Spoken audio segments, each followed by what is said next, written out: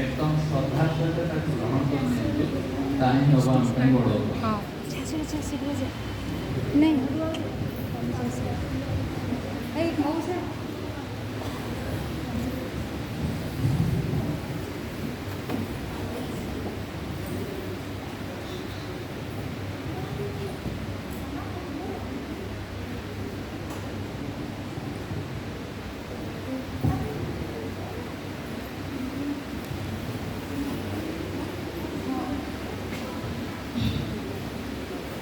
गुरुर्ब्रह्मा गुरुर्विष्णु गुरुर्ब्रह्मा गुरुर्विष्णु गुरुर्देवो महेश्वरा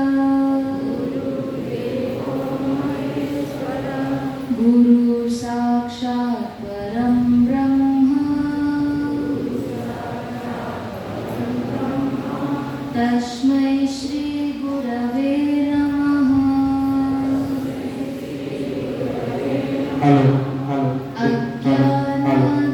अज्ञानातिमिरान्धस्य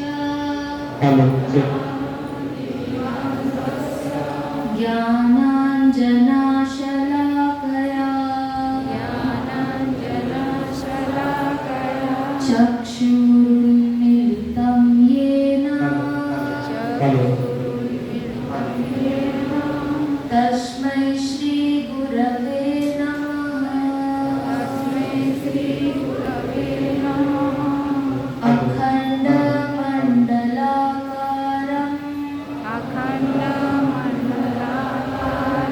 व्याप्तं येन चराचरं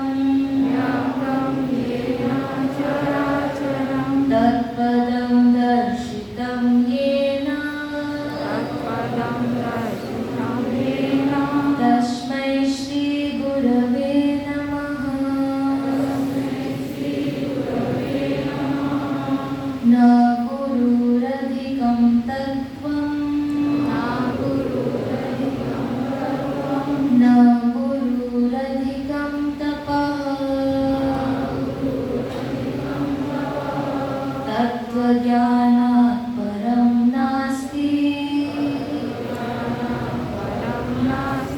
तस्मै श्री गुरवे नमः ध्यानमूलं गुरुर्मूर्ति पूजामूलं गुरुर्पदम् मन्त्रमूलं गुरुर्वाक्यम् मोक्षमूलं गुरुकृपा चैतन्यं शाश्वतं शान्तम् व्योमातीतं निरञ्जनम्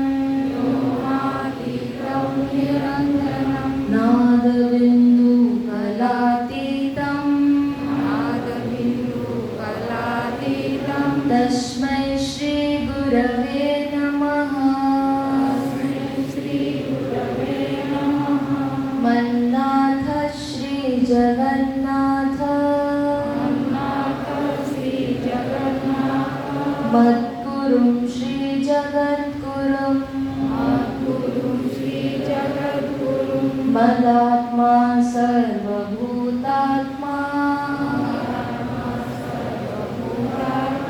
तस्मै श्री गुरवे नमः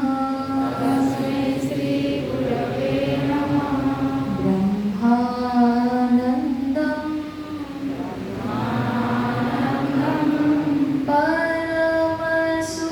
परमसुखदं केवलं ज्ञानमूर्तिम्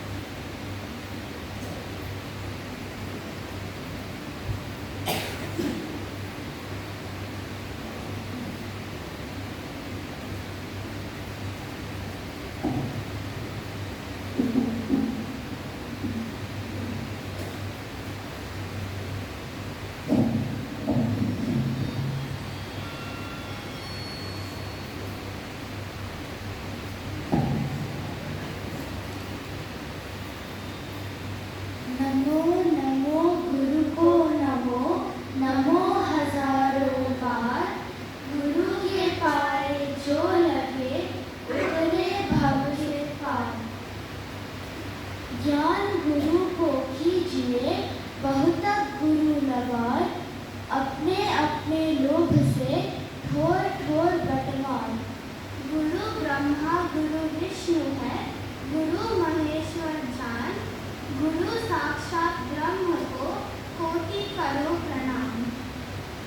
जो बतावे साधना, साधक कहिए सोए। तुरंत मिलावे ब्रह्म से, सच्चा सद्गुरु सोए। इंसान के मुख लाख है, मुख में लाख जुबान। गुरु महिमा फिर भी नहीं, कर ना सके बखान। गुरु गोविंद दो खड़े, किसके लागू पाए। बलिहारी गुरु आपको, जिन गोविंद दियो मिलाए। तीन लोक नौ खंड में, गुरु से बड़ा न कोई। हरि चाहे ना कर सके, गुरु चाहे सो होए। यह तन विष की बेलगी, गुरु अमृत की खान। सिर कटाए जो मिले, तो भी सस्ता जान। गुरु कुमार शिष्य कुंभ है, गड़ी गड़ी काढ़े खोर। अंदर हाथ सहारा दे, बाहर बाहर चोर। गुरु माता गुरु है पिता, गुरु है प्रभु समान। गुरु सेवा से होते हैं मनुष्य का कल्याण। तरना तरना सब कहे, मरना कहे न कोई। मरना मरना जो कहे, सच्चा सद्गुरु सोए। गुरु मिला तब जानिए, मिटे मोह तनताप। हर्ष शोक व्यापे नहीं, तब गुरु पूरण आप। साधु भूखा भाव का, धन खा भूखा नाय। जो धन खा भूखा फिरे, सो तो साधु नाय। साधु आवत देख के, चरणे जाओ लोट। शीश झुकावत गिर पड़े, सब पापन की कोट। सोता साधु जगाइए, जपे हरि का नाम। यह तीनों सोते भले, साकट सिंह और सांप। जैसी प्रीति कुटुंब से, ऐसी गुरु से होए। पर में पाए कैवल्य को, रोक सके ना कोई। जात न पूछो साधु की, पूछ लीजिए ज्ञान। मोल करो तलवार का, पड़ा रहने दो ज्ञान। माला फेरत जीवन गया, मिटा न मन का फैल। कर की माला छोड़ के, मन की माला फैल। सात समुद्र की मसी करो, लेखनी सब बन जाए। सब धरती कागज करो, गुरु गुण लिखा न जाए। साधु ऐसा चाहिए, जैसा सुख सुभाग। सार सार को वही लहे, थोथा देरी उड़ाए। तीरथ गए से एक फल, संत मिले फल चार। सद्गुरु मिले अनेक फल, कह कह कबीर विचार। झूठे गुरु अजगर बने, 184 जाए। शिष्य गण चींटी बने, नोच नोच के खाए। वेश देख मन भूल लो, पूछो लीजिए ज्ञान। नील करो तलवार का, पड़ा रहने दो ज्ञान। कान फूका गुरु हद का, बेहद का गुरु और। बेहद का गुरु जब मिले, लगे ठिकाना ठोर। गुरु मिलन सम तप नहीं, गुरु समान धन नहीं। ज्ञान समान सिद्धि नहीं, धन्य धन्य वह बुद्धि। ज्ञानांजन गुरु देते हैं, अज्ञान अंधे करे नाश। दिव्य दृष्टि खुल जाते है, छूट जात यम पाश। कोटि कोटि चंदा उग गई, सूरज कोटि आकाश। अज्ञान तिमिर नाशे नहीं, गुरु बिन घोर अंधा। सुहाना ये दिन और ये पावन त्योहार।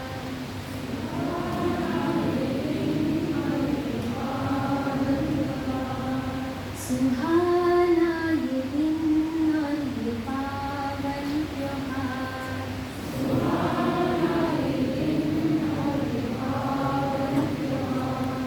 गुरु पूजा कर लो हो आनंद पार।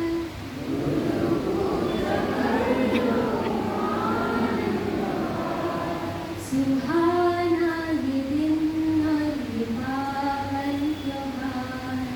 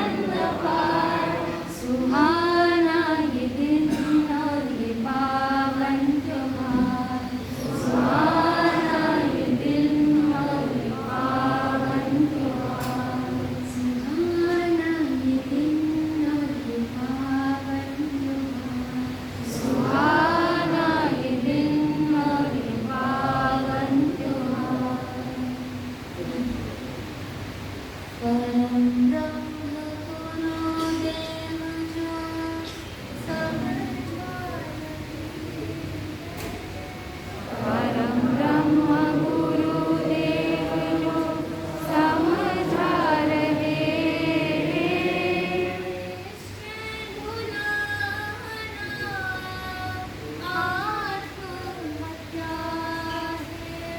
उन्हीं से बुलाना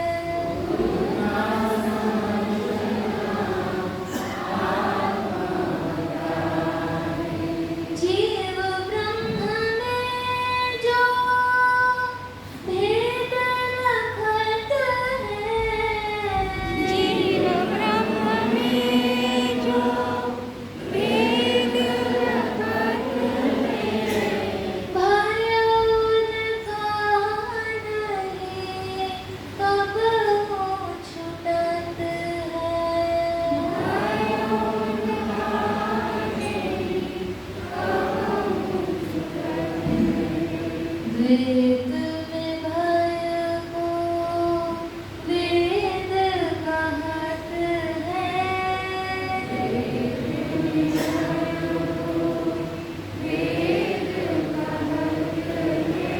भेद बताना आत्महत्या है।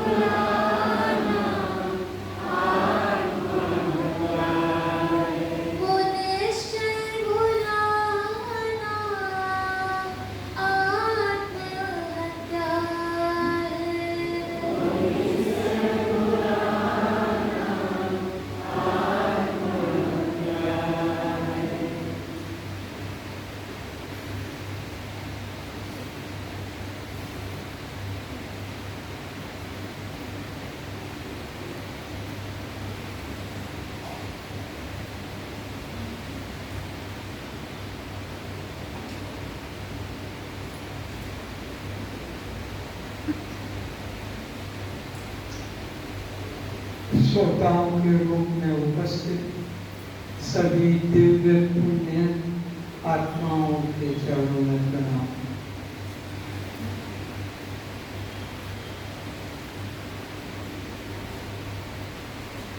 आप पुण्य आत्माओं के मुझे जो दर्शन हो रहे हैं, अवश्य मेरा भी कोई पुण्य विशेष है, तब ऐसे महान Played by T.F. Carr.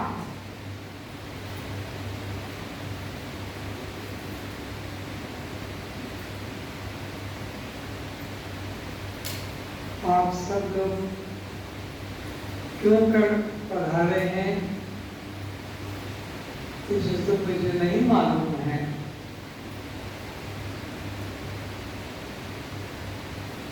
तो मुझे यहाँ क्यों बुलाया गया ये भी मैं नहीं जानता। कार्यकर्ताओं के मन में आया, उन्होंने ये प्रोग्राम रख लिया, इसीलिए मुझे भी बुला दिया। मेरे को समझाने के लिए कुछ भी बाकी नहीं है। ये तुम्हारी उपस्थिति ही प्रमाण है। मेरे समझाने के लिए कुछ कमी नहीं है, बताने को बाकी नहीं है, और आपको सुनने के लिए भी कुछ कम नहीं है। जितना सुना है, जो सुना है, सत्य को सुना है, सत्य को जाना है, और अपने को वैसा खुद को जाना। तो अब क्या कहूँ, किससे कहूँ, किसको कहूँ?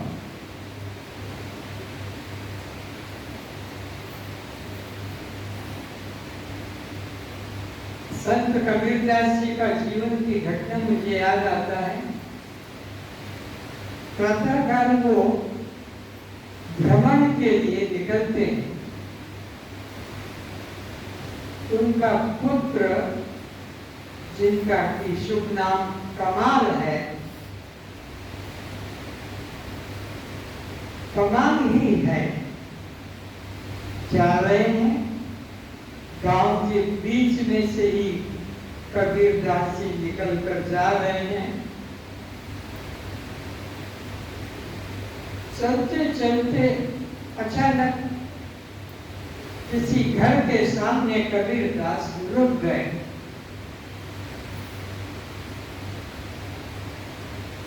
लड़का भी रुक गया, सोच रहा है पैर के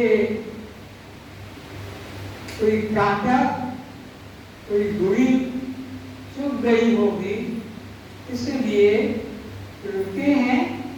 जब वो गुड़ी कांटा निकाल देंगे आगे बढ़ेंगे। लेकिन 30 सेकंड, 60 सेकंड, 1 मिनट हो गया, कबीरदास जी आगे बढ़े नहीं, हिले डुले नहीं, इससे बस दृष्टि किए हुए। लड़के ने पिताजी की तरफ गर्दन को उठाया और देखा कि पिताजी एक घर की तरफ दृष्टि किए हुए हैं और उनकी आंखों से अश्रु प्रवाह हो रहा है। अश्रु प्रवाह देखकर कमाल को आश्चर्य हुआ कि किसी से बातचीत नहीं, लड़ाई झगड़ा, गाली गलौज नहीं, कि पिताजी की आंख से आंसू क्यों प्रवाहित हो रहे हैं। ज्ञानवान है, ज्ञानी का बेटा तो ज्ञानवान होता है, और उसने अपने पिताजी की दृष्टि का दृष्टिकोण देखा कि सामने एक महिला जो दाना डालती है और वो चलाती है चक्की, और वो दाना पिसता जाता है। दाना डाला जाता है, चक्की चल रही है, वो पिसता जाता है। समझ गया, बाप की मनोदशा को बेटा समझ गया।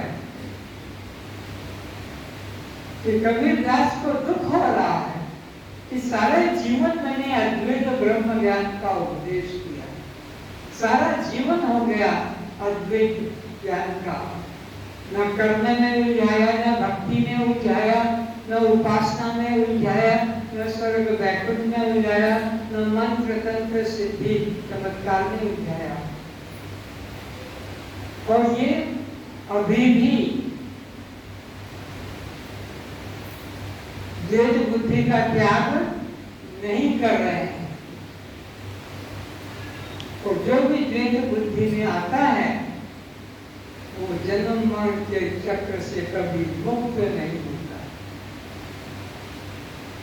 तो चलती चक्की देख के दिया कबीरा रोए, क्या दो पाटन के बीच में, एक नीचे का अधिष्ठान ऊपर मध्य, दो पाटन के बीच में साबुत बजाना होए।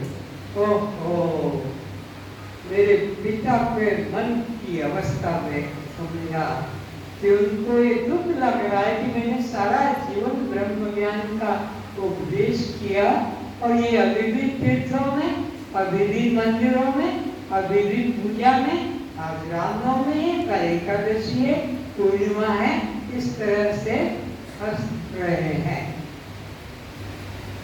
इसके लिए दुख हो रहा है, इनका उद्धार कैसे होगा?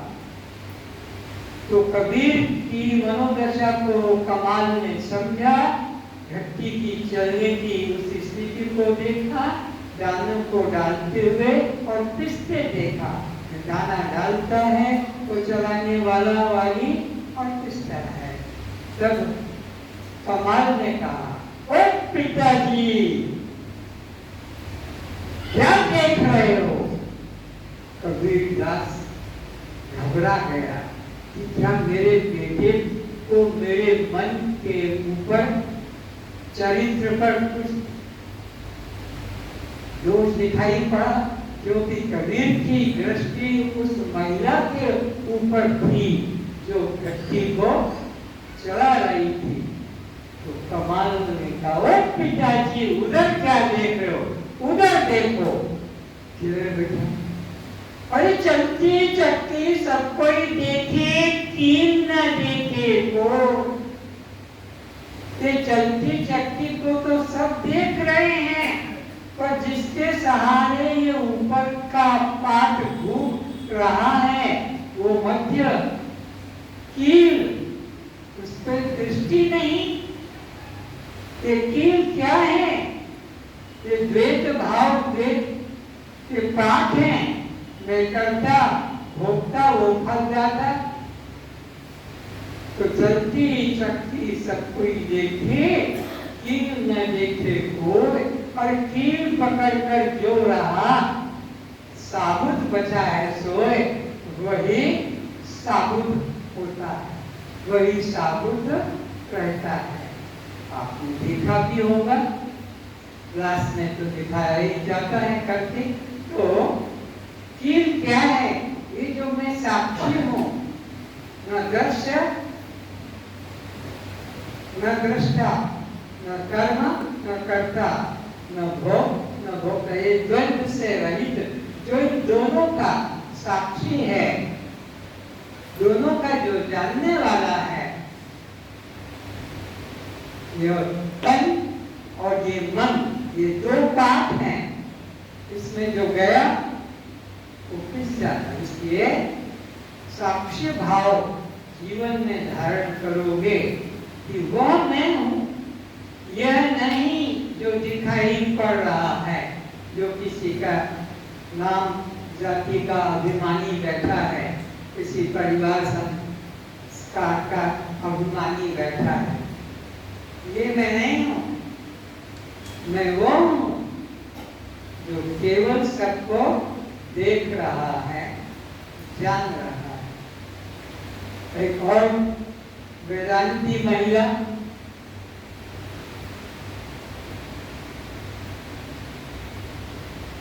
वो यही ब्रह्म ज्ञान देती है। सारे शिष्य आते हैं, ब्रह्म ज्ञान सुनते हैं, और जब मंदिर की घंटी होती है तो धीरे धीरे उठते उठते सब मंदिर में चले जाते हैं। उसने सोचा है मेरा उपदेश करना उचित नहीं रहा। पात्र नहीं, पात्र के ऊपर ही उपदेश ठहरता है। तो वो दूसरे दिन प्रवचन का समय लोग आने का है और वो घर के आश्रम के बाहर बैठ गई, एक झाड़ू लेकर, एक टोकरी लेकर झाड़ू से वो उठाती है मिट्टी और उसमें डालती है। ये देखी तो वो जो लोग वेदांत के सुनने वाले थे, ज्ञान के, वो कहते अरे माँ ये क्या कर रही हो, सत्संग का समय हो गया। अच्छा, मैं सुई ढूंढ रही। सुई? अब तो मान लो हम ढूंढ देते हैं। उन्होंने ढूंढा, उस कचरे में नहीं मिला, अंदर गए, चालूनी लेकर आए, उससे छाना। या क्या कर रही थी? अरे मैं तो अंदर सिलाई कर रही थी। तो यहाँ क्यों ढूंढ रही? वहां अंधेरा हो गया, बिजली बंद हो गई, यहाँ प्रकाश। तो कर्म ठोकते, अरे माँ इतने दिन से हमको ज्ञान सुनाती हो और तुम तो पता है कि सुई घर में गिरी और यहाँ बाहर ढूंढ रहे हो। ये बाहर कैसे मिलेगा? वो परमात्मा के बारे में अब बोल पड़ी वो वेदांती महिला कि वो पागल, परमात्मा तो रहे मंदिर में बैठा है, साक्षी बनकर, चेतन होकर, और तुम मंदिरों में ढूंढ रहे हो। तुम तीर्थ जाते हो, तीर्थ में ढूंढ रहे हो, कैसे मिलेगा? कस्तूरी तो मृग के नाभि में है और मृग उसकी सुगंध को लेकर बाहर बाहर जंगलों में, पेड़ पौधों में, खानों में ढूंढ रहा है। सारा जीवन ढूंढते ढूंढते और वो मर जाता है, बाहर नहीं मिलती। जब उसकी गर्दन झुकती है मरते समय, जिस सुगंध को मैं जंगलों में, पर्वतों में, झाड़ झाड़ियों में खोज रहा था, वो कस्तूरी तो मेरे नाभि कमल अंदर से आया, लेकिन नाभि कमल ने गर्दन न झुकाकर बाहर नदी, पहाड़, पर्वत, जंगल में घूमा। तो कस्तूरी कुंडल बसे मृग ढूंढे बदमाई, ऐसे प्रभु घट घट बसे और मूर्ख मंदिर जाए, मूर्ख तीर्थ जाए, मूर्ख गंगा जाए, मूर्ख भोजन जाए। ये मूर्खे चारों खोज रहे हैं, गंगा नहाने जा रहे हैं, तीर्थ की यात्रा कर रहे हैं, वहां यहाँ नहीं, वहां। अपने गुरु को भी कहा, गुरु जी हम जा रहे हैं तीर्थ यात्रा पे, आप भी चलो। गुरु ने कहा भैया मेरी तो अवस्था ऐसी हो गई, शरीर बूढ़ा, मैं नहीं चल पाऊंगा। नहीं, हम आपका सहारा देंगे, हाथ पकड़ लेंगे। नहीं भैया मेरे से नहीं चला जाएगा, लेकिन एक काम मेरा करोगे? बोला हाँ जरूर, बोलो जो कहना है। ये मेरा जो तुम्बा है, जो साधु लोग साथ में रखते हैं, पानी भी रख लेते हैं उसमें, तुम जहां जहां जाओ इसको भी डुबकी लगा दे। बोले जरूर माँ, जरूर, भूलना नहीं। गुरु कहता एक नहीं, दो बार, हम एक बार लगाएंगे, 2 बार। ऐसे जब वो 3 महीने बाद तीर्थ यात्रा करके लौटे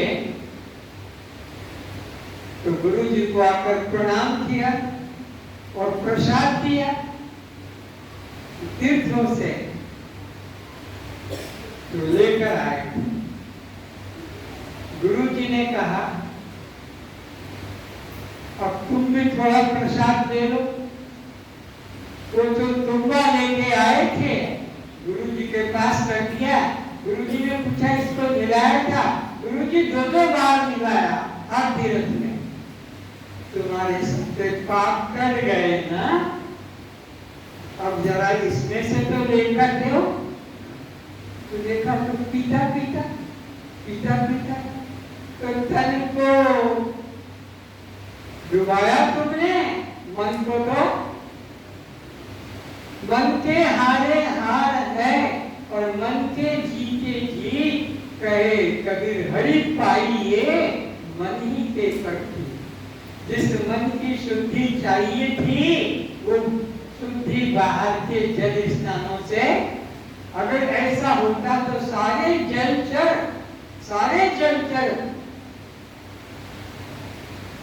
कितने 9 लाख प्रकार के जलचर हैं, 10 लाख प्रकार के पक्षी हैं, 11 लाख प्रकार के यह भूमि में छिपकर रहने वाले और फिर 20 लाख स्थावर हैं, पेड़ पौधे वृक्ष।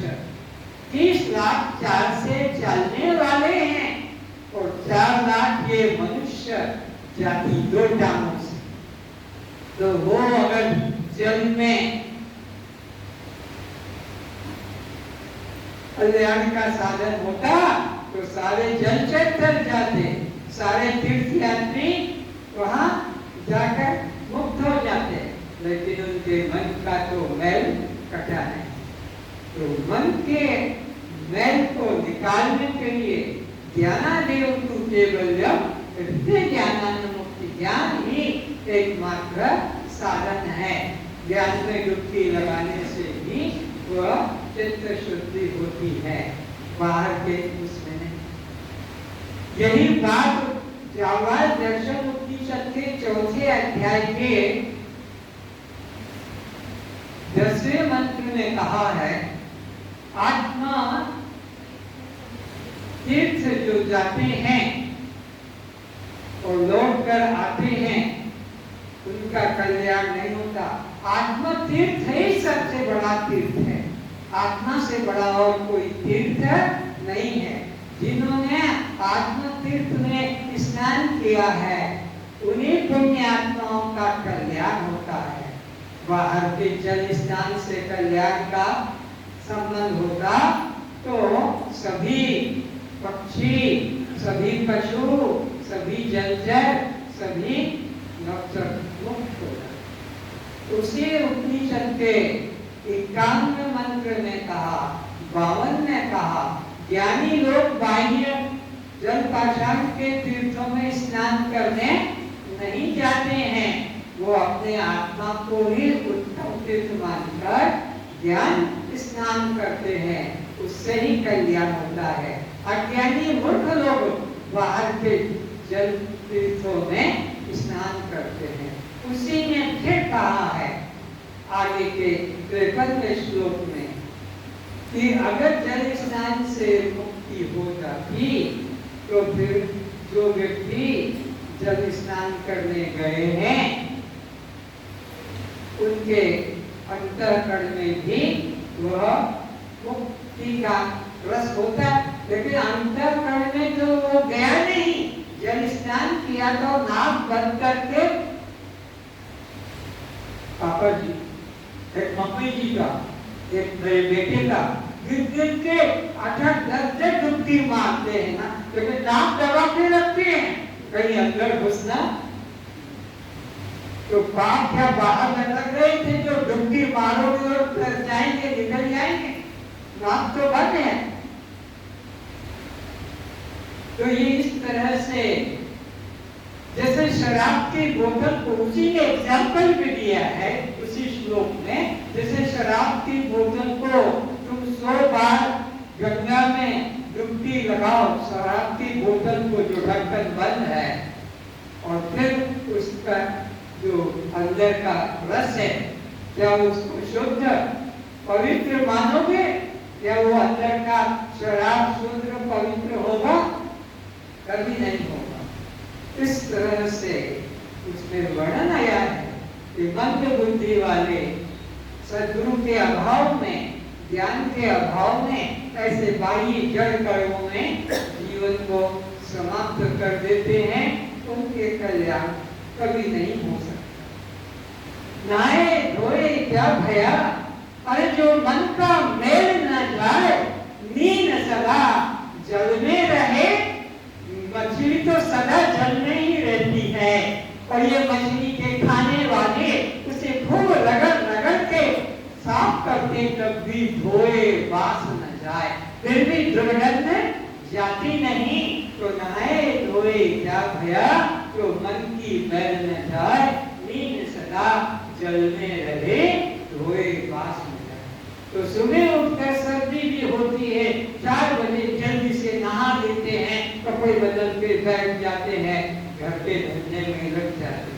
और एक ज्ञान स्नान करो, जो गुरु ने ज्ञान दिया है, आत्मभाव, चैतन्य भाव, दृष्टा भाव, कि मैं इससे अलग हूँ। कैसा अलग हूँ? जैसे नारियल के वृक्ष से। आपने कभी उड़ीसा में तो है आया, घर घर में नारियल के वृक्ष हैं, तो गर्मी में वो सूख कर नीचे गिर जाता है, उसको उठाकर लाते हैं। उसको उठाकर लाया, ये तुमको ब्रह्म ज्ञान का इशारा है। क्या है इसमें ब्रह्म ज्ञान? वो जो झाड़ से जो गिरा है, ये बाहर का जो पत्ती की परत है, भूरी भूरी रूखी रूखी, ये पहला है कोश। उसको जब हटा देते हो तो उसके अंदर रेशे रेशे चारों तरफ नारियल का ये दूसरा कोश है। जो नारियल जो तुम्हें चाहिए, जो वृक्ष से गिरा, वो असली जो सार ग्रहण करने वाला वस्तु वो बाहर नहीं है। छिलका हटा दिया, उसमें भी नहीं, वो रेशा रेशा हटा दिया, फिर उसके नीचे जो कठोर कठोर खोल होता है, उसमें भी नहीं, उसको भी तोड़ा। उसके अंदर जो सफेद सफेद गोला निकलता है, गड़ी निकलती है, उसमें भी सार वस्तु है, उसको भी घिस दिया और फिर उसको भी उबाल दिया। उबालने के बाद पहला है कोश, बाहर का छिलका, दूसरा कोश उसका रेशे वाला, तीसरा कड़ा कठोर पदार्थ, चौथा है नारियल का गोला, और पांचवा है इसका घिसा हुआ पाउडर, छठा हुआ उसको उबाल दिया, तब जाकर वो निकलता है तेल। तो नारियल का तेल कितने कोशों में छुपा है? 5 कोशों में। इन लो, ये बाहर से जो गिरा है, फिर अंदर का रेशे वाला, फिर वो कठोर, फिर वो नारियल घिसा हुआ और उबाला हुआ, तब तेल।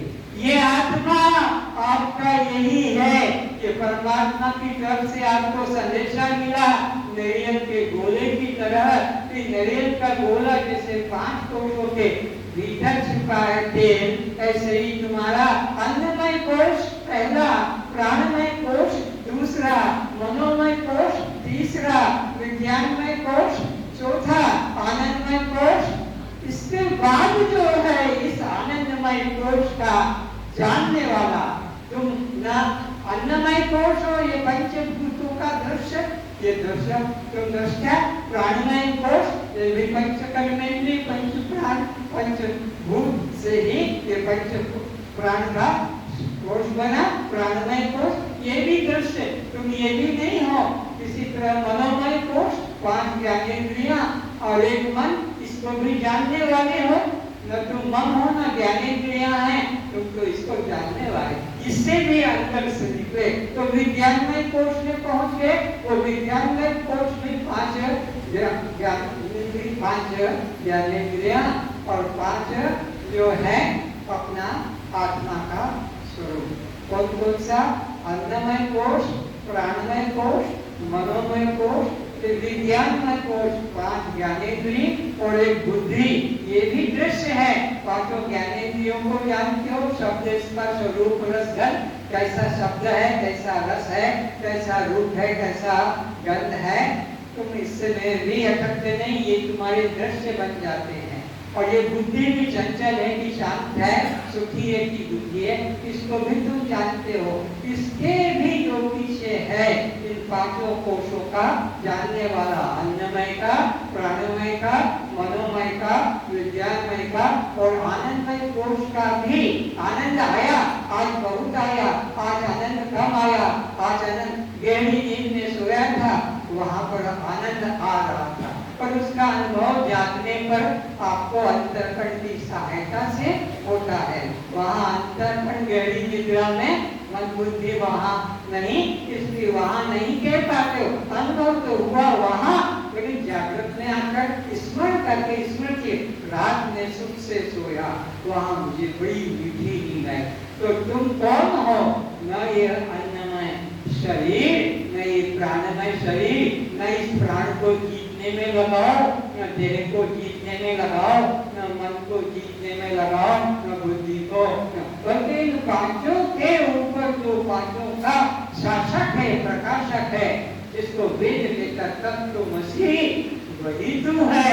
न तू ये आनंद है, न विज्ञान है, न मनोमय है, न प्राणमय है और न तू अन्नमय। वो तेरा असली स्वरूप है, ऐसा सद्गुरु बताते हैं।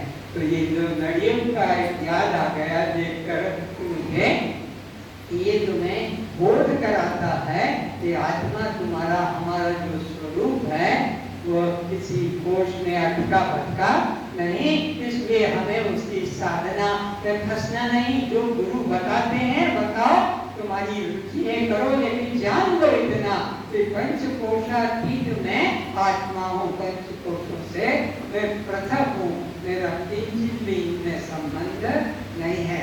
इसी को वेद ने उपनिषदों के माध्यम से आप तक ये पहुंचाया है। तो कस्त्वम, कस्त्वम, अब जड़ है, दृश्य है, अनात्मा है, शव है, तो पर प्रकाश है, बद्ध है, फिर जन्म मरण किसको, भूख प्यास किसको,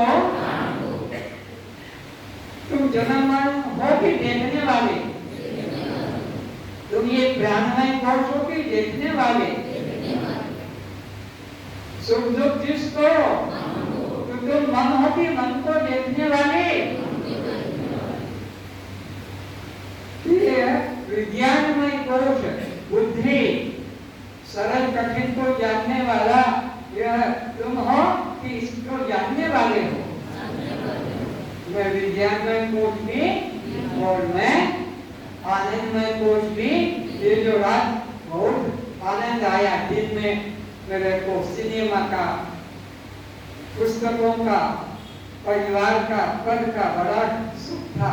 तो ये सुख तुम हो कि आनंदमय कोश जो दिन में ऋषियों के माध्यम से और गहरी निद्रा में निर्विषय आनंद है, वहाँ कोई विषय नहीं। तो वो असली आनंद है, वह तुम हो कि ये विषयों में जो आनंद तुम थोड़ा क्षणिक मान देते हो, सुख, ये आनंद तुम क्षणिक आनंद हो कि दिव्यानंद, ब्रह्मानंद, विषयानंद तुम इन सबके प्रकाशक चैतन्य। यही मैं अपनी अल्प बुद्धि से आपको इशारा देता हूँ कि इसी तत्व को समझते रहें, इसी में जीते रहें। अपने को ये शब्द रटना नहीं है, लेकिन जानना है। तो जब जानोगे तब तुमको देह का दुख, प्राण का दुख, मन का दुख, बुद्धि का दुख और ये सुख का खत्म हो जाएगा। ये सारे झंझट किसके साथ है? देहात्म बुद्धि के कारण। अगर देहात्म बुद्धि तुम्हारी छूट गई हृदय से, और जब जब देह के घटे, जब जब प्राण के घटे, जब जब मन के घटे बुद्धि पे, तो तुम अपने पे उतर आओ। मैं तो इसको पांचों को जानने वाला हूँ, इससे मेरा कोई संबंध नहीं, केवल साक्षी। तो तुम्हें दृश्य का दुख छुएगा नहीं, तुम्हें गर्व का भोग छूएगा नहीं, विषय तुम्हें स्पर्श करेंगे नहीं, क्योंकि तुम सदा उससे असंग अपने को जानते हो। जी उनकी कृपा से आपको कुछ प्रश्न मिलता है तो उस पर कृपा से श्रवण।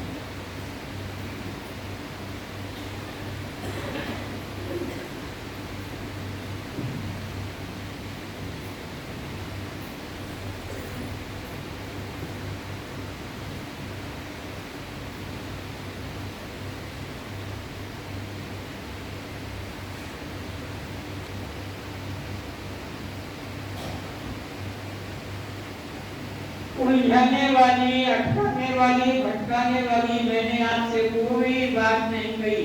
सरल सीधी बात कहने की बातों का जो पीछे है वही तुम्हारा मस्तिष्क है। अब उससे आगे का आप ध्यान पूर्वक सुने। मोबाइल फोन स्विच ऑन कर देना, किसी का खुला हो।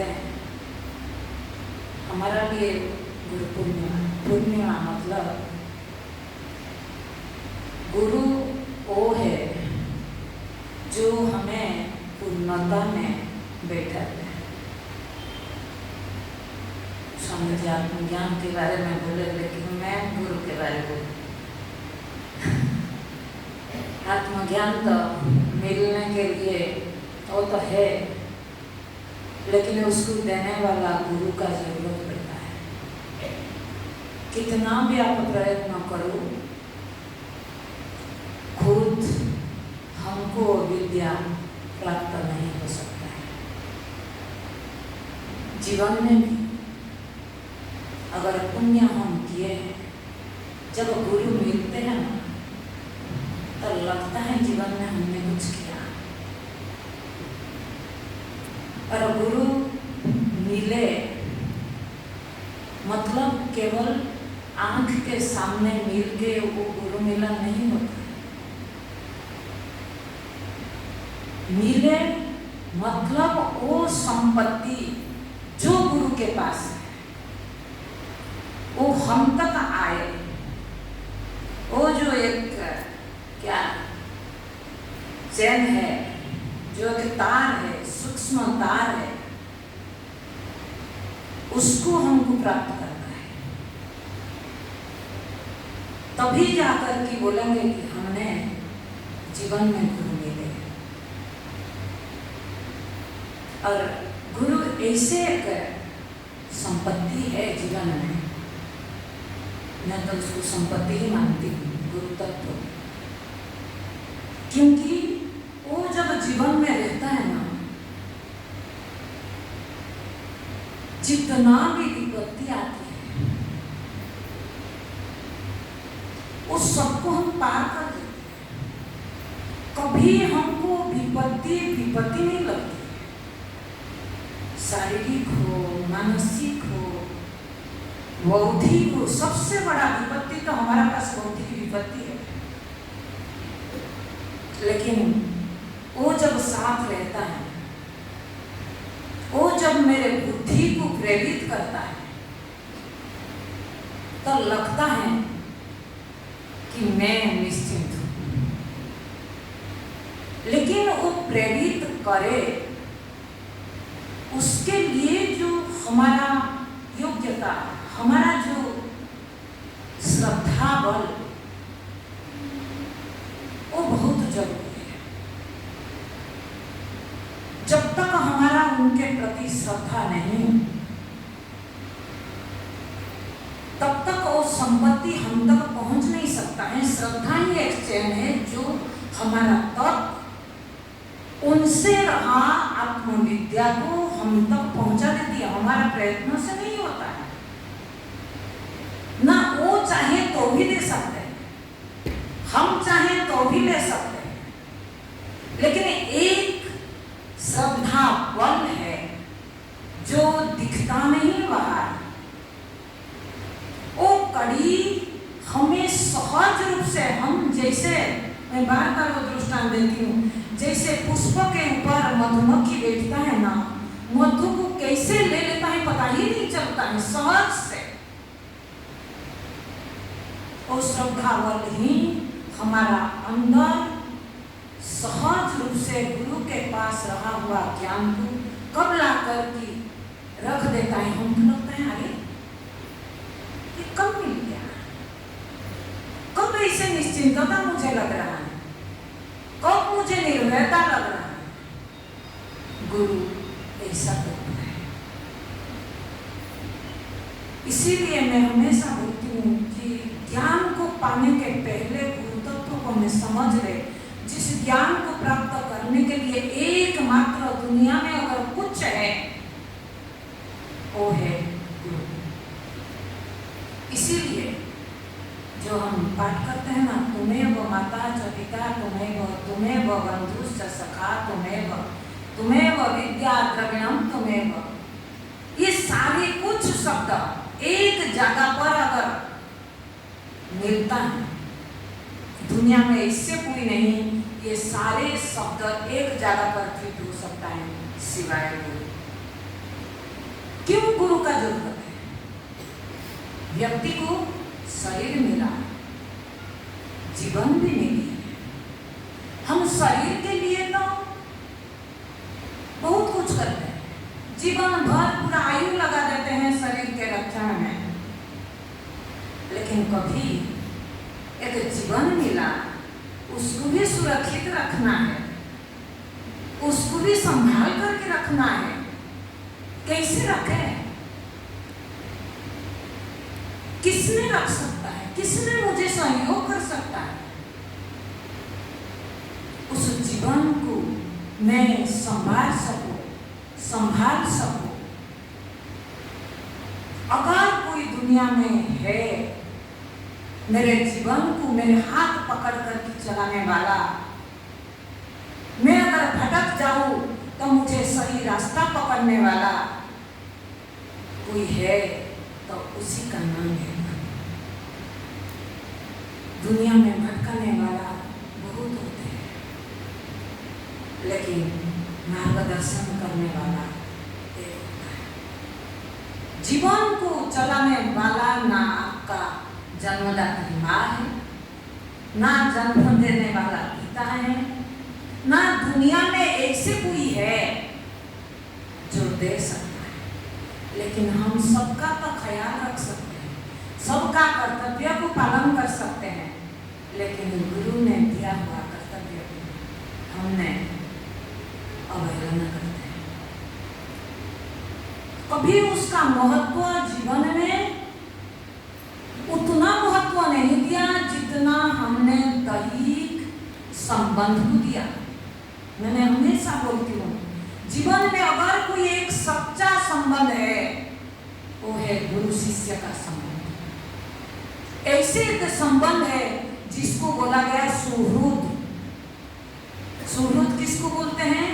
जो बिना प्रत्युपकार चाहे आपका उपकार करता रहता है, आपसे कुछ चाहता नहीं है, लेकिन हमेशा किसमें आपका हित होगा, किसमें आपका कल्याण होगा, कैसे आप रास्ता से भटको नहीं, नित्य निरंतर सहज रूप से जिसके बुद्धि में प्रेरित होता है वो होता है गुरु।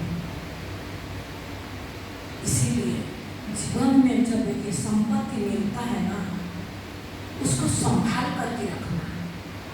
देखो, उसको हम संभाले तो वो मुझे संभालेगा, है ना? अगर उसको मैं संभाल करके न रखूं फिर मैं बिखर जाऊंगा। इसीलिए जीवन को संभाल करके रखना है ना, उसको कभी बिखरने जीवन में न देना। क्योंकि आपके पास दुनिया मतलब ही होता है।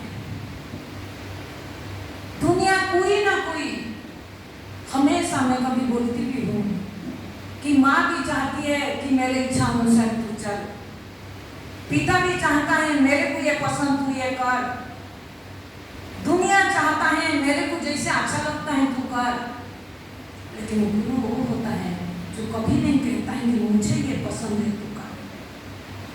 गुरु वो होता है, वो कभी नहीं बोलता है। गुरु हमेशा पसंद नापसंद से जो परे चीज है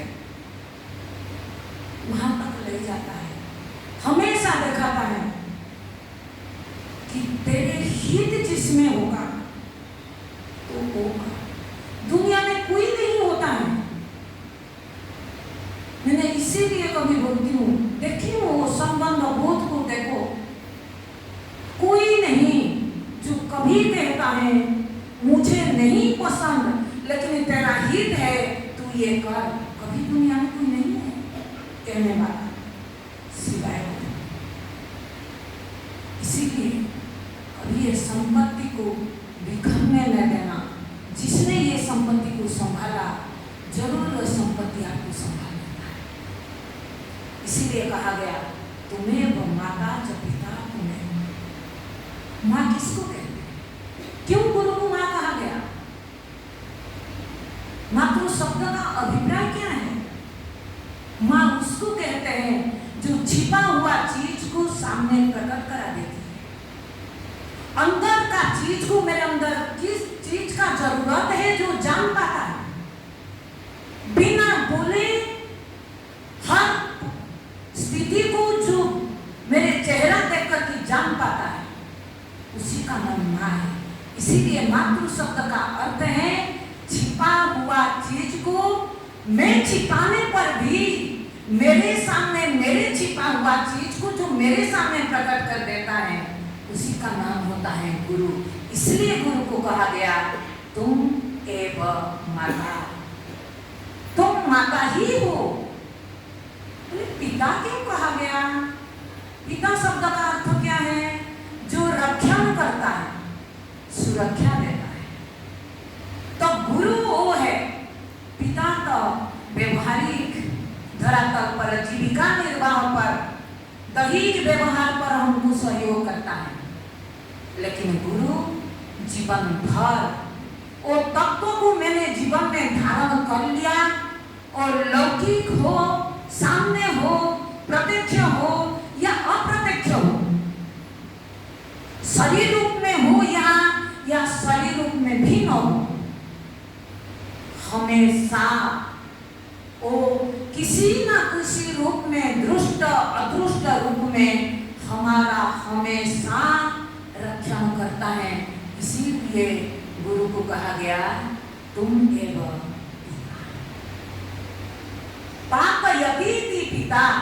जिसने पापन करता है, माने पाप से हमें निवर्तन कर देता है। दुनिया में ऐसे कोई ताकत नहीं जो पाप से हमें बचाए। पाप क्या है?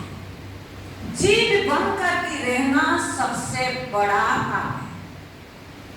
कोई है जिसने हमें जीवत्व को नाश कर दे?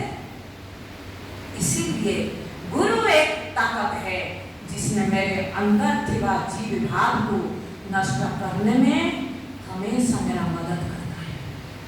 इसीलिए वो पिता है। जैसे मैंने कई बार ये दृष्टांत दिया, गुरु शिष्य जा रहे हैं, रास्ता में नदी पार होना है, आंधी आ रहे हैं।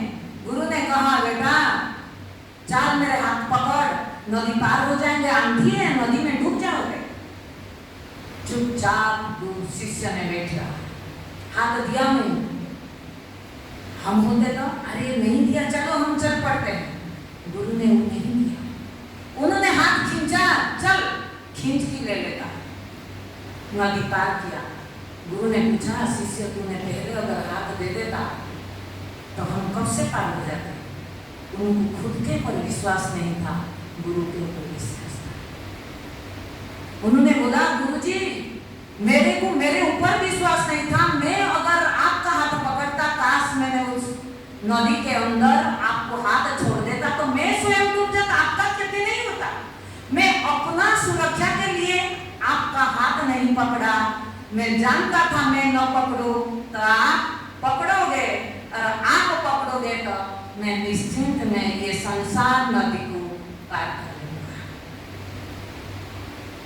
तो गुरु ने पार कर दिया। गुरु वो होता है जिसने हम चाहे न चाहे लेकिन उतना श्रद्धा और विश्वास बल चाहिए। इसीलिए रामचरितमानस में कहा गया वंदे बोधमयं नित्यं गुरु शंकर रूपिणं यामाश्रित्य हि वक्रोऽपि चंद्र सर्वत्र वन्द्यते।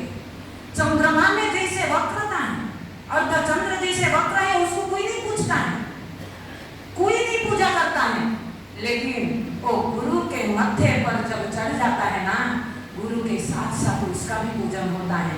हमारा जीवन में भी गुरु है ना, हमको दुनिया पूजा करता है।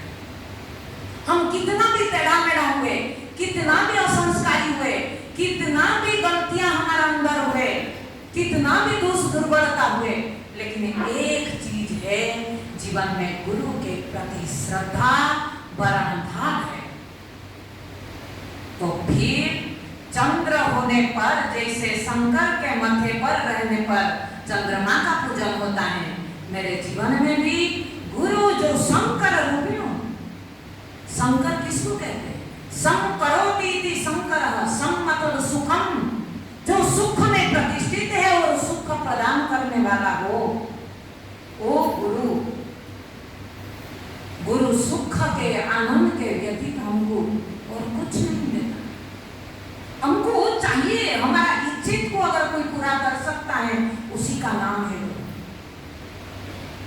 इसीलिए कहा गया कि गुरु के शरण में हम जब रहते हैं ना, हमको ऐसे रक्षा करता है टेढ़ा मेढ़ा होने पर भी वो सब दोष माफ हो जाता है। तुम्हें विद्या द्रविणम तुम्हें गुरु और विद्या दो अलग नहीं है। ज्ञान विद्या क्या करती है? विद्या का काम है मुक्ति दिलाना। गुरु के संग मुक्ति के अलावा कभी बंधन में हम पढ़ नहीं सकते। विद्या वो चीज है, गुरु विद्या रूप है, विद्या का स्वरूप है। वो मैं हमेशा बोलती हूँ, कभी चमड़े का शरीर मत देखो। देखो वो चमड़े का शरीर में एक क्या है? विद्या का पर्दा चढ़ा हुआ है। उस विद्या का भंडार जैसे मंत्र राशियां दिख रहा है। वो दृष्टिपात करो, देखो गुरु कैसे दिखता है। मैं हमेशा बोलती हूँ कि वो मंत्र राशि, वो उपनिषद का मंत्र राशि गुरु रूप होता है। अगर हमारा देखने का दृष्टि है ना, हम उस रूप में देखें, गुरु उससे भिन्न नहीं है। मैंने बार बार बोला, मैंने स्वामी जी से जब मिली थी तब मुझे और कुछ मैंने नहीं देखा था। मैंने एक उपनिषद का वो मंत्र राशियों को देखा, बस मैंने कहा वो मंत्र दृष्टि चाहिए हमें। कभी स्थूलता में मत देखो, उनका क्षति नहीं होगा, क्षति हमारा ही हो। इसीलिए खाली पाठ करने नहीं, उस तत्व को समझो। विद्या क्या है? वो उपनिषद ज्ञान है जो मुक्ति दिलाना है। तुम्हें वह विद्या द्रविणम, तुम्हें द्रविणम मतलब वो दक्ष है। किसके? उस विद्या, जिस विद्या में वो प्रतिष्ठित है, उस विद्या को आपके अंदर उतार देने में वो दक्ष है, समर्थ है। और दुनिया में कोई समर्थ नहीं है कि अपने पास थिवा संपत्ति को मैं दे दूं। पिता पुत्र को भी नहीं देता है। अपना अभिमान में अगर जोर डालता है ना, पिता भी बाप बेटे में भी भेद हो जाता है। गुरु कभी नहीं होता है। गुरु वो होता है शिष्य का उन्नति में गुरु खुश होता है, और कोई नहीं होता है। जितना अध्यात्म में जीवन के रास्ता पर उतना डेवलप करता है, लेकिन कब होता है? वो एक बार बाप बेटे, पिताजी ने बच्चा को लेकर के गया, बोला कि चल बेटा, 4 बजे स्कूल से आता है तो पतंग उड़ाने लेता है।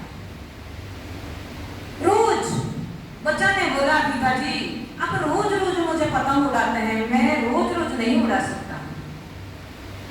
क्यों? आप और कुछ खेल में मेरे को नहीं छोड़ते हैं, रोज पतंग उड़ाना सिखाते हैं। बोले कि बेटा ये पतंग उड़ाना नहीं है, ये जीवन को कैसे उड़ाते हैं, जीवन कैसे, जीवन को क्या चढ़ाना है वो सीखना है। बोले कैसे? बोले देखो, जब पतंग हम ऊपर की कब ज्यादा शिखर पर पतंग कब उड़ता है?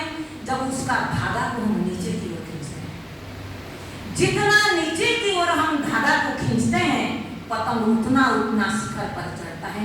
गुरु यही सिखाता है। हमारा मूल तक गुरु क्या करता है? हमारा मूल को जड़ से भिन्न करने नहीं देता है, जड़ से जोड़ के रखता है। बेटा तू जड़ से जितना जुड़ के रहेगा ना, तू उतना शिखर तक पहुंच जाएगा जहां तेरे को कोई छू नहीं सकता है। तू सबको काट लेगा, लेकिन तेरे को कोई काट नहीं सकता है। गुरु यही सिखाता है। इसीलिए गुरु दक्ष है। तुम्हें वह विद्या द्रविणम, तुम्हें वह सर्वम मम देव देव। तुम एवं सर्वम, सारे देवता तुम में है। देव किसको कहते हैं? द्युतनाथ देव, जो प्रकाशन करने का सामर्थ्य। प्रकाशन मतलब किसका प्रकाशन करता है? हमारा जीवन जीने का जो प्रकाशन, मार्गदर्शन करने वाला अगर कोई है, सारे देवता जिसमें बैठा है वो गुरु है। इसीलिए गुरु जीवन में मिल जाए, ये लक्षण उसमें मैं देखूं,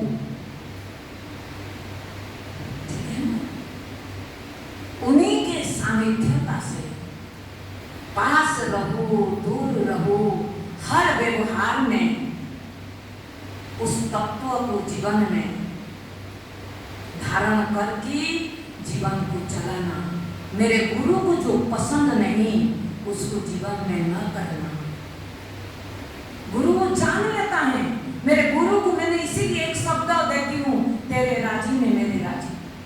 ये गुरु का परण है। हमारा कमी केवल वो परण है और सारे ठीक है। वो परण के लिए क्या? शरीर का, बुद्धि का बरण। इसीलिए मनुष्य शरीर में बुद्धि रूपी साधन दिया और वो बुद्धि को दुनिया में वरण न करो, गुरु के पास कर दो और गुरु वो बुद्धि को चलाने लग जाए। फिर देखो ये जीवन कितना भी बड़ा संसार समुद्र हो, उसका किनारा न देखे तो भी गुरु इस नाव में एक बार नाव चलाने लग जाए ना, हम फिर इस संसार समुद्र को पार हो जाएंगे। इसलिए जीवन में गुरु तत्व को जानू, गुरु तत्व को जीवन में उतारो, गुरु तत्व को जीवन में धारण करो। और कोई नहीं, मैं बार बार बोलो सुहृदम, और सुहृदम जो जीवन में है सर्व दुखाना, सारे दुख को उन्हीं के सानिध्य में हम निवृत्त कर सकते हैं।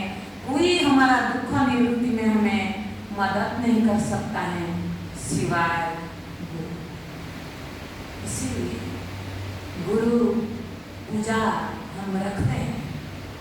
पूजा मतलब बाहर नहीं, पूजा मतलब उनका जीवन दिया हुआ जीवन मूल्य मेरे जीवन में मेल लगाए।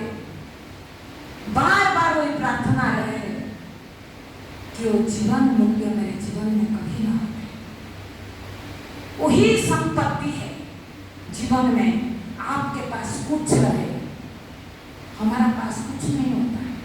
वो जीवन मूल्य अगर है, हमारा पास सब कुछ है। जो भी चीज जरूरत है बिना मांगे, बिना इच्छित हुए सब कुछ प्राप्त हो जाता है जब हम गुरु तत्व को जीवन में साथ करते हैं। आपको इतना सुंदर मौका मिला, अरे इस मौका को गवाओ ही नहीं। जियो, आगे नहीं मिलेगी सब। किसने देखा, मिले या न मिले तो भी मैं अगर आज नहीं कर पाई कल करता हूँ क्या? आज मुझे मौका मिला, उसको मैंने गवा दिया, कल मिलेगा ये तो भी गारंटी नहीं है। इसीलिए आज का काम अब करो, है ना, कल नहीं। हमारा आदत पड़ी है ना, हाँ करेंगे, ये वृत्ति जीवन में छोड़ो। हाँ करेंगे नहीं, बस अब करना है। इसीलिए कहा गया ना, कितना भी आप पापी से पापी भी हो, जिस क्षण आपने ठान लिया उसी क्षण आप मुक्त। ये सर्टिफिकेट आपको मिल गया, एक बार वरण कर लिया। और वरण में व्यभिचार नहीं है, ध्यान देना। हम वरण करते हैं लेकिन व्यभिचार होता है। व्यभिचार क्या है? हम गुरु को वरण करते हैं लेकिन जैसे नौकर करते हैं ऐसे मत करो। नौकर क्या करता है? मालिक का वरण तो करता है, मालिक को बहुत प्रेम, मालिक का पसंद का खाना बना लेता है, लेकिन उससे कुछ पाना चाहता है। ओ कभी नहीं रखना, मुझे मुक्ति भी दो। या आप क्या मैं बताऊं, भागवत में एक प्रसंग आता है, तो उसमें एक राक्षस वो खुद स्तुति करता है भगवान का कि भगवान मुझे मुक्ति भी नहीं चाहिए, लेकिन एक चीज है, जैसे बछड़ा अपने माँ का राह देखता रहता है, जब तक माँ न आए उसी तक मेरा दृष्टि आपके सिवाय और कहीं नहीं। ये स्थूल दृष्टि नहीं है, त्राटक लगाना, ध्यान देना। आपके जीवन मूल्य कभी मेरे जीवन में न हो। आपने दिया जीवन मूल्य को मेरे जीवन स्वीकार करती, नीचे नरक। ये वात्सल्य प्रेम, ये प्रेम मेरे जीवन में रहे। अगर उसी से मेरे को क्या बंधन में पड़ना पड़े भी मैं राजी, लेकिन वो जो जीवन मूल्य आपने दिया, और जीवन मूल्य से मैं जीवित होना नहीं चाहता। वो नौकर के तरह वर्णन मत करो, नौकर का वरण मालिक में, लेकिन ध्यान प्रेम किसमें? परिवार में। हमारा ऐसे मत, वरण भी है, प्राइवेटी भी है, दोनों जब मिल जाता है तब हमारा जीवन में उस आत्मविद्या उतर जाता है। इसीलिए ये वरण को जियो, जीवन में आत्मविद्या प्राप्त होना सहज है। वरण में कमी है, उस वरण को कोशिश करते रहना। कोशिश क्या है कि ध्यान ठान लिया तो हो गया, क्या है कोशिश क्या करना है? जब आपको दुनिया में सुख बुद्धि दिखेगा तब व्यभिचार होगा, इधर नहीं। विश्वास नहीं, विश्वास तो हमारा परिवार में, माँ मेरे बेटा मेरा रक्षा करेगा, मेरे माँ मेरा पालन करेगा, है ना। यही बुद्धि जब तक रहेगा तब तक वर्ण नहीं होता है। इसको पूरा करते रहना, गुरु तत्व को इसी तरह जीवन में उतारते रहना, ज्ञान आत्मविद्या प्राप्त होता है।